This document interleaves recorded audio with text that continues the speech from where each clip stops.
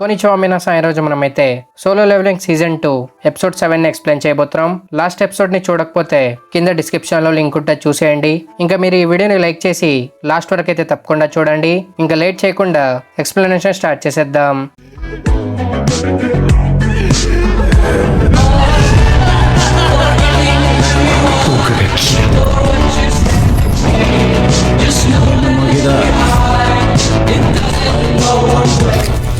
Episode starting లో మనం Hunter association building ని చూస్తాం. జిన్వు రీఎగ్జామినేషన్ ఈ రోజే అన్నమాట. జిన్వు ఎబిలిటీస్ ని చూడడానికి యూన్హో ఇంకా జోంగిన్ అక్కడికి వస్తారు. రిపోర్టర్స్ వీళ్ళిద్దరిని చూసి వీళ్ళు మింగ్సుంగ్ ని రిక్రూట్ చేయడానికి అక్కడికి వచ్చారనుకుంటారు. వీళ్ళిద్దరు క్లారిఫై చేస్తూ వాళ్ళు వేరే వర్క్ మీద ఇక్కడికి వచ్చారని చెప్తారు. జిన్వుని ఫస్ట్ ఎవరో రిక్రూట్ చేయగలరని యూన్హో ఇంకా జోంగిన్ కంపీట్ చేస్తూ ఉంటారు. ఇంకా మనం రీపర్స్ గిల్డ్ మాస్టర్ అయిన తేగ్యూని చూస్తాం. లీ మింగ్సుంగ్ తిన గిల్డ్ లోనే జాయిన్ అయ్యాడనమాట. తర్వాత మింగ్సుంగ్ ప్రెస్ కాన్ఫరెన్స్ స్టార్ట్ అవుతుంది. మింగ్సుంగ్ పాపులర్ యాక్టర్ కాబట్టి తన కాన్ఫరెన్స్ ని చాలా మంది చూస్తూ ఉంటారు. మింగ్సుంగ్ చాలా స్కాండల్స్ లో ఇన్వాల్వ్ అయి ఉంటాడు. తన ఇమేజ్ ని క్లియర్ చేసుకోవడానికి తను 2 years వరకు ఏ ర్యాంక్ హంటర్ గా రీపర్స్ గిల్డ్ లో జాయిన్ అయ్యాడనమాట. తను ఒక మంచి సిటిజన్ అని ప్రూవ్ చేసుకోవడానికి తను ఈ ప్రెస్ కాన్ఫరెన్స్ ఆర్గనైజ్ చేశాడు. ఈ 2 years లో అందరూ తన స్కాండల్స్ గురించి మర్చిపోయిన తర్వాత తను మళ్ళీ ఫిలిం ఇండస్ట్రీకి వెళ్ళిపోవాలని మింగ్సుంగ్ ప్లాన్ చేస్తూ ఉంటాడనమాట. పైగా తను ఒక హంటర్ గా వర్క్ చేస్తే తనకి ఇంకా ఎక్కువ పాపులారిటీ వస్తుందని మింగ్సుంగ్ ఆలోచిస్తూ ఉంటాడు. ఇంకా జిన్వు అక్కడికి వస్తాడు. జిన్వుని రిసీవ్ చేసుకోవడానికి గున్హీ తన దగ్గరకు వస్తాడు. అసోసియేషన్ చైర్మన్ పర్సనల్ గా ఒక హంటర్ ని రిసీవ్ చేసుకోవడానికి వచ్చాడని చూసి రిపోర్టర్స్ అటెన్షన్ మింగ్సుంగ్ నుండి జిన్వు వైపు షిఫ్ట్ అవుతుంది. జిన్వు వల్ల తన ప్రెస్ కాన్ఫరెన్స్ పాడైపోయిందని మింగ్సుంగ్ చాలా ఫ్రస్ట్రేట్ అవుతాడు. తను కూడా లోపలికి వెళ్ళడానికి ట్రై చేస్తాడు. కానీ జించుల్ తన్ని ఆపి ప్రెజెంట్ వేరే హంటర్ రివాల్యుయేషన్ జరుగుతుందని, అది కంప్లీట్ అయ్యే వరకు ఎవరికి ఎంట్రీ లేదని జించుల్ చెప్తాడు. ఇది విని మింగ్సుంగ్ లోపలికి వెళ్ళనివ్వమని జించుల్తో ఆర్గ్యూ చేయడం స్టార్ట్ చేస్తాడు. ఇది చూసి జించుల్ ఇక్కడ ప్రాబ్లమ్స్ క్రియేట్ చేయొద్దని మింగ్సుంగ్ ని వార్న్ చేస్తాడు. ఇంకా గున్హీ జిన్వుని ఎగ్జామినేషన్ హాల్ దగ్గరికి తీసుకెళ్తాడు. అక్కడ జోంగిన్ ఇంకా యూన్హోని చూసి జిన్వు కన్ఫ్యూజ్ అవుతాడు. గున్హీ తనకి ఎక్స్ప్లెయిన్ చేస్తూ చాహన్ ఎస్ ర్యాంక్ హంటర్ గా అవేకెన్ అయిన 2 years తర్వాత 10th yes rank Hunter awaken అయ్యాడు కాబట్టి తన పవర్స్ ని చూడడానికి వీళ్ళిద్దరు చాలా క్యూరియస్ గా ఉన్నారని గున్హీ చెప్తాడు. ఇంకా వీళ్ళు ఎగ్జామినేషన్ హాల్లో ఎంటర్ అవుతారు. జిన్వు ఎబిలిటీస్ ఏంటో షో చేయమని ఎగ్జామినర్ జిన్వుతో అడుగుతాడు. జిన్వు ఒక షాడో సోల్జర్ ని సమన్ చేస్తాడు. ఇది చూసి గున్హీ హంటర్స్ గిల్డ్ ఇన్సిడెంట్ లో జిన్వు ఎలాంటి ఎబిలిటీస్ ని షో చేశాడో జింజుల్ తనకి అంతా ఎక్స్ప్లెయిన్ చేశాడని, జిన్వు దీనికన్నా ఎక్కువ ఎబిలిటీస్ ని షో చేయగలడని గున్హీ చెప్తాడు. ఇది విన్న జిన్వుకి తన పవర్స్ ని ఆల్మోస్ట్ అందరు చూస్తారు కాబట్టి వాటిని దాయడంలో ఇంకా ఏం ప్రయోజనం లేదని జిన్వుకి అర్థమవుతుంది. ఇంకా జిన్వు తన మెయిన్ షాడో సోల్జర్స్ ని సమన్ చేసి తను ఇంకా 100 క్రియేచర్స్ ని సమన్ చేయగలడని జిన్వు చెప్తాడు. జిన్వు ఇంతమంది క్రియేచర్స్ ని సమన్ చేయగలడని చూసి వీళ్ళందరూ షాక్ అవుతారు. Jinwoo strong magic power Yoonho ఇంకా జోంగిన్ డోర్ బయట ఫీల్ చేస్తారు. జిన్వు వాళ్ళకన్నా స్ట్రాంగ్ అని యూన్హో ఇంకా జోంగిన్ కి అర్థమవుతుంది. ఇంకా జిన్వుకి mage class S rank hunter license దొరుకుతుంది. ఇప్పుడు తను ఆర్బ్ ఆఫ్ ఫేవరీస్ ని ఈజీగా సెల్ చేయొచ్చు అని జిన్వు చాలా ఎక్సైటెడ్ గా ఉంటాడు. ఇంకా గున్హీ జిన్వుతో తను ఇప్పుడు అఫీషియల్ గా ఎస్ ర్యాంక్ హంటర్ అని, తను ఎలాంటి విక్టరీస్ ని అచీవ్ చేస్తాడో చూడడానికి తను చాలా ఎక్సైటెడ్ గా ఉన్నాడని గున్హీ చెప్తాడు. జోంగిన్ ఇంకా యూన్హో జిన్వు ఎస్ ర్యాంక్ హంటర్ అయినందుకు తనని కంగ్రాచులేట్ చేసి తనతో మాట్లాడడానికి ట్రై చేస్తారు. తను బిజీగా ఉన్నాడని చెప్పి జిన్వు డోర్ బయటకు వెళ్తూ ఉంటే జోంగిన్ తని ఆ డోర్ యూజ్ చేయొద్దని చెప్తాడు. జిన్వు డోర్ ఓపెన్ చేయగానే అక్కడ సీన్ ని చూసి షాక్ అవుతాడు. రిపోర్టర్స్ అందరికి Jinwoo 10th yes rank Hunter అని తెలిసిన తర్వాత వాళ్ళు మింగ్సుంగ్ గురించి కవర్ చేయకుండా జిన్వు గురించి కవర్ చేయడం స్టార్ట్ చేస్తారు. జిన్వు కొత్త ఎస్ ర్యాంక్ హంటర్ అని విని జిన్హా, సోంగి ఇంకా జిన్వుని చూసి భయపడిన అతను వీళ్ళందరూ షాక్ అవుతారు. జిన్వు ఓల్డ్ ఫ్రెండ్స్ అయిన జూహీ ఇంకా చియూల్ జిన్వు ఎస్ ర్యాంక్ హంటర్ అని విని చాలా హ్యాపీగా ఫీల్ అవుతారు. ఇంకా రిపోర్టర్స్ అందరూ జిన్వు ఇంటర్వ్యూ తీసుకోవడానికి ట్రై చేస్తూ ఉంటారు. ఇది చూసి యూన్హో జిన్వుతో తను జిన్వుని తన ఇంటి వరకు ఎస్కాట్ చేస్తాడని యూన్హో చెప్తాడు.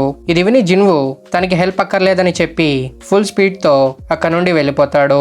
మేజ్ క్లాస్ హంటర్ దగ్గర ఫిజికల్ ఎబిలిటీస్ కూడా ఉన్నాయని చూసి జోంగిన్ సర్ప్రైజ్ అవుతాడు.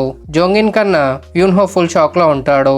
ఇంకా మనం జిన్వు ఇంకా జిన్హో మధ్య జరిగిన కన్వర్జేషన్ ని చూస్తాం. యూజన్ గిల్డ్ ఇన్విటేషన్ ని జిన్వు రిజెక్ట్ చేస్తాడు. తనకి ఇంకా స్ట్రాంగ్ అవ్వాలన్న గోల్ ఉంది కాబట్టి వేరే గిల్డ్స్ ఎబిలిటీస్ లో జాయిన్ అయ్యే ఉద్దేశం తనకి లేదని జిన్హో చెప్తాడు. ఇంకా తను జిన్హోతో తనతో పాటు జాయిన్ అవ్వమని చెప్తాడు. ఇప్పుడు ప్రెసెంట్ జిన్హో తను జిన్హోని రిక్రూట్ చేయలేకపోయాడని తన ఫాదర్ కి సారీ చెప్పి తను జిన్హో టీమ్ లో జాయిన్ అవ్వడానికి డిసైడ్ అయ్యాడని జిన్హో చెప్తాడు. ఇది విని తన ఫాదర్ తనతో యోజన్ గిల్డ్ ని తనకి హ్యాండ్ ఓవర్ చేస్తానని చెప్పినా కూడా తను జిన్హో స్టెప్స్ ని ఎందుకు ఫాలో చేస్తున్నాడని జిన్హో ఫాదర్ అడుగుతాడు. ఇది విని జిన్హో తను జిన్హోతో స్పెండ్ చేసిన మెమరీస్ ని గుర్తుకు తెచ్చుకొని తను జిన్హోతోనే జాయిన్ అవుతాడని జిన్హో తన ఫాదర్ తో చెప్తాడు. ఇంకా జిన్హో లైసెన్స్ తీసుకున్న తర్వాత హంటర్ ఆక్షన్ స్టోర్ కి వెళ్తాడు. డీమన్ క్యాసల్లో ఉన్న ఫైర్ నుంచి తప్పించుకోవడానికి ఫైర్ రెసిస్టెన్స్ ఉన్న క్లోక్ ఇంకా రింగ్ ని కొందామని జిన్హో డిసైడ్ అవుతాడు. కానీ వాటి ప్రైస్ ఎక్కువ ఉండడం వల్ల డిస్కౌంట్ ఇవ్వమని జిన్హో అక్కడ ఉన్న ఎంప్లాయీతో అడుగుతాడు. ఇది విని ఎంప్లాయీ రిప్లై ఇస్తూ వాళ్ళ స్టోర్ లో ఉన్న ఆర్టిఫాక్ట్ ప్రైజెస్ ఫిక్స్డ్ అని చెప్తాడు. ఇంకా తను జిన్హోతో జోక్ చేస్తూ ఈ ఆర్టిఫాక్ట్స్ ని ప్రొటెక్ట్ చేసే స్ట్రాంగ్ మ్యాజిక్ గ్లాస్ ని బ్రేక్ చేస్తే జిన్హో ఆ క్లోక్ ని ఫ్రీగా తీసుకోవచ్చని ఎంప్లాయీ చెప్తాడు. జిన్హో ఇది నిజమే అనుకొని గ్లాస్ ని బ్రేక్ చేయడానికి రెడీ అవుతాడు. ఇది చూసి ఎంప్లాయ్ షాక్ అయ్యి జిన్హోతో తను ఓన్లీ జోక్ చేశాడని, ఈ గ్లాస్ బ్రేక్ అయితే ఎమర్జెన్సీ అలారం ఆన్ అయిపోతుందని ఎంప్లాయ్ చెప్తాడు. ఇంకా జిన్హో డాగర్స్ చూడడానికి వేరే ఎంప్లాయ్తో అక్కడ నుండి వెళ్ళిపోతాడు. జిన్హో గ్లాస్ ని టచ్ చేయకపోయినా గ్లాస్ మీద క్రాక్ రావడం చూసి ఎంప్లాయ్ షాక్ అవుతాడు. ఇంకా జిన్హో డాగర్స్ చూస్తూ ఉంటాడు. ఇక్కడ ఉన్న డాగర్ ఎబిలిటీస్ లో ఉన్నా సరే వాటి ప్రైస్ చాలా హై ఉంటుంది. జిన్హో సిస్టమ్ స్టోర్ లో కొన్న ఒక డాగర్ ని బయటకు తీసి దాని ప్రైస్ చెక్ చేయండి అని ఎంప్లాయీకి ఇస్తాడు. తను జిన్హో ఇచ్చిన డాగర్ ని చెక్ చేసి దాని ప్రైస్ 100 మిలియన్ వరకు ఉండొచ్చని ఎంప్లాయీ చెప్తాడు. తను సిస్టమ్ స్టోర్ లో 2.8 మిలియన్ గోల్డ్ కాయిన్స్ కి కొన్న ఒక డాగర్ రియల్ వరల్డ్ స్టోర్ లో 100 మిలియన్ వాల్యూ ఉందని తెలిసి జిన్హో షాక్ అవుతాడు. తన డాగర్ ని 100 మిలియన్ వరకు సెల్ చేయొచ్చు కాబట్టి ఆర్బ్ ఆఫ్ ఎవరేజ్ సెల్ చేయకూడదని జిన్హో డిసైడ్ అవుతాడు. ఇంకా మనం యూన్హోని చూస్తాం. తను జిన్హో గురించి ఆలోచిస్తూ జిన్హో కంటిన్యూస్ గా గ్రో అయ్యే హంటర్ ఏమోనని యూన్హో గెస్ చేస్తూ తను బీస్ట్ ఫామ్ లో ఉన్నప్పుడు తను వేరే వాళ్ళ ఎబిలిటీస్ ని క్లియర్ గా గెస్ చేయగలడని, రెడ్ గేట్ ఇన్సిడెంట్ జరిగినప్పుడు జిన్హో తనకన్నా వీక్ గా ఉండేవాడని, కానీ జిన్హో కొద్ది రోజుల్లోనే అంత స్ట్రాంగ్ ఎలా అయ్యాడని, జిన్హో నిజంగానే కంటిన్యూస్ గా గ్రో అయ్యే హంటరో కాదో అని యూన్హో ఫుల్ కన్ఫ్యూజన్ లో ఉంటాడు. ఇంకా జిన్హో ఉంటున్న అపార్ట్మెంట్ దగ్గర కూడా రిపోర్టర్స్ వాళ్ళని డిస్టర్బ్ చేస్తూ ఉంటారు. దీనివల్ల జిన్హాకి స్కూల్ కి వెళ్ళడానికి ఇబ్బందిగా ఉంటుంది. అందుకే తను రిపోర్టర్స్ మీద చాలా కోపంగా ఉంటుంది. తను దీని గురించి జిన్హోతో మాట్లాడుతున్నప్పుడే వాళ్ళ డోర్ బెల్ రింగ్ అవుతుంది. రిపోర్టర్స్ ఇంటి దాకా వచ్చేసారనుకొని జిన్హో కోపం వచ్చి తను డోర్ ఓపెన్ చేస్తాడు. కానీ అక్కడ జిన్హో ఉంటాడు. జిన్హోని తను ఫాలో చేస్తాడని జిన్హో డిసైడ్ అయ్యాడు కాబట్టి తన ఇంటిని వదిలేసి వచ్చేసాడు. తనకి స్టేబుల్ ప్లేస్ దొరికే వరకు జిన్హోతో పాటు ఉండడానికి వచ్చాడనమాట. జిన్హోని చూసిన తర్వాత జిన్హోకి ఒక ఐడియా వస్తుంది. తను మళ్ళీ 1 వీక్ వరకు ట్రిప్ కి వెళ్తాడంటే జిన్హాకి డౌట్ వస్తుందేమోనని జిన్హో ఇంకా తను 1 వీక్ వరకు కలిసి వర్క్ చేయబోతున్నారని జిన్హాతో చెప్తాడు. తను జిన్హా దగ్గర లేనప్పుడు జిన్హాకి ఎలాంటి డేంజర్ ఉండకూడదని షాడో సోల్జర్స్ ని జిన్హాని ప్రొటెక్ట్ చేయడానికి పెట్టాలని జిన్హో డిసైడ్ అవుతాడు. టస్క్ జనరల్స్ ని జిన్హో సమన్ చేస్తాడు. టస్క్ జనరల్స్ ముగ్గురే ఉన్నారేంటని జిన్హో కన్ఫ్యూజ్ అవుతాడు. అప్పుడే తనకి సీలింగ్ పైన ఉన్న 4th జనరల్ షాడో ఎక్స్ట్రాక్ట్ చేయలేదని గుర్తుకొస్తుంది. జిన్హో 1 హై ఆర్క్ జనరల్ ఇంకా 2 సోల్జర్స్ ని జిన్హాని ప్రొటెక్ట్ చేయడానికి అసైన్ చేస్తాడు. ఇంకా తన నేబర్హుడ్ లో ఎలాంటి క్రైమ్స్ జరగకూడదని జిన్హో కొన్ని షాడో సోల్జర్స్ ని నేబర్హుడ్ ని ప్రొటెక్ట్ చేయడానికి అసైన్ చేస్తాడు. ఇంకా మనం సముద్రం పైన జేజో ఐలాండ్ నుంచి ల్యాండ్ ఏరియాస్ కి ఎగురుతూ వెళ్తున్న ఒక యాంట్ ని చూస్తాం. ఇంకా next morning Jinho demon castle dungeon ఉన్న లొకేషన్ కి జిన్హోతో పాటు వెళ్తూ ఉంటాడు. తన ఇంట్లో ఉండనిచ్చినందుకు జిన్హోకి థ్యాంక్స్ చెప్తాడు. ఇది విని జిన్హో తన కోసం ఇంటి నుంచి ఎందుకు బయటకు వచ్చేసాడని జిన్హో అడుగుతాడు.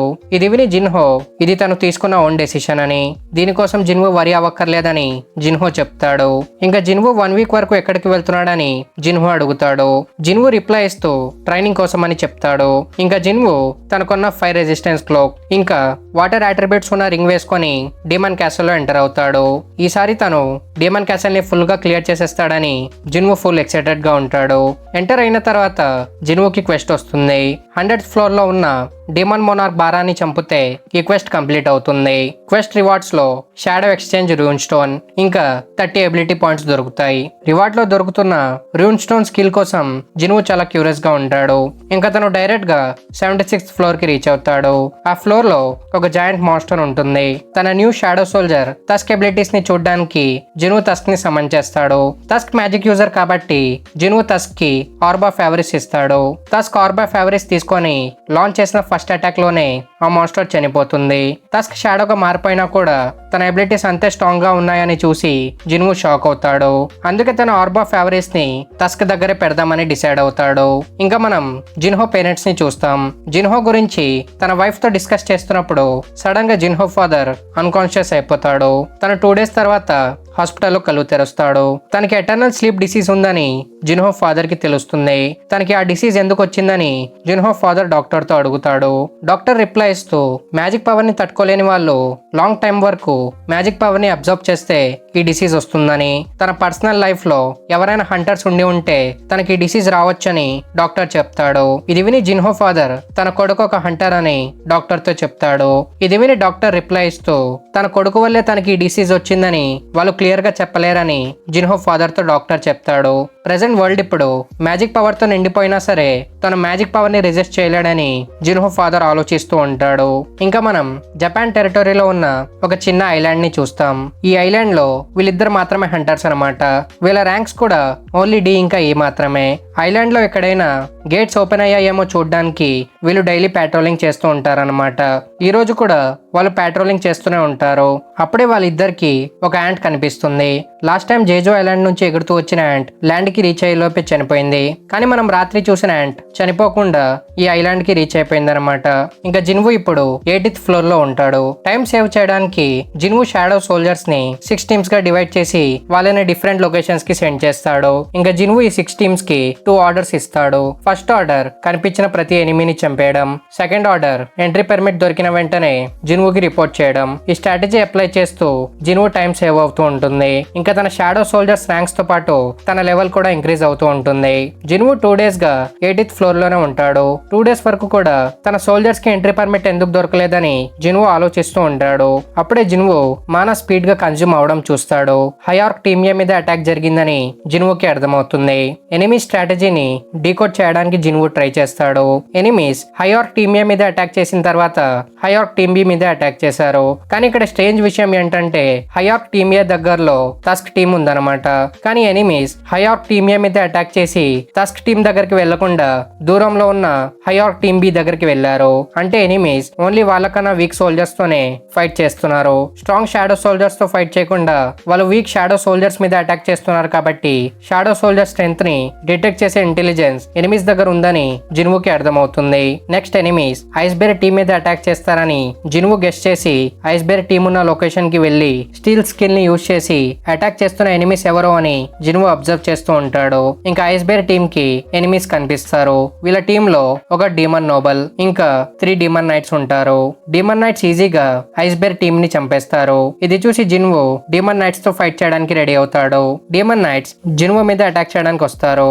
జిన్వూ ఈజీగా ఆ 3 డీమన్ నైట్స్ ని చంపేస్తాడు. 3 డీమన్ నైట్స్ ని జిన్వూ ఈజీగా చంపేయడం చూసి డీమన్ నోబల్ జిన్వూతో భయపడుతూ ఉంటాడు. తను భయపడడం చూసి జిన్వూ తనతో మాన్స్టర్స్ కి భయం వేస్తుందో లేదో అని తను ఎప్పుడు చాలా క్యూరియస్ గా ఉండేవాడని, కానీ తిని ఇలా చూసిన తర్వాత మాన్స్టర్స్ కి కూడా భయం వేస్తుందని తనకు అర్థమైందని జిన్వూ చెప్తాడు. ఇంకా ఇక్కడతో ఎపిసోడ్ 7 కంప్లీట్ అవుతుంది. ఎక్స్ప్లెనేషన్ కనుక మీకు నచ్చినట్టయితే వీడియోని తప్పకుండా లైక్ చేయండి. ఇంకా నెక్స్ట్ ఎపిసోడ్స్ ని మిస్ కాకూడదు అనుకుంటే ఛానల్ ని సబ్స్క్రైబ్ చేసుకొని బెల్ ఐకాన్ ఆన్ చేసుకోండి. ఇంకా మనం నెక్స్ట్ వీడియోలో కలుద్దాం. Thank you for watching.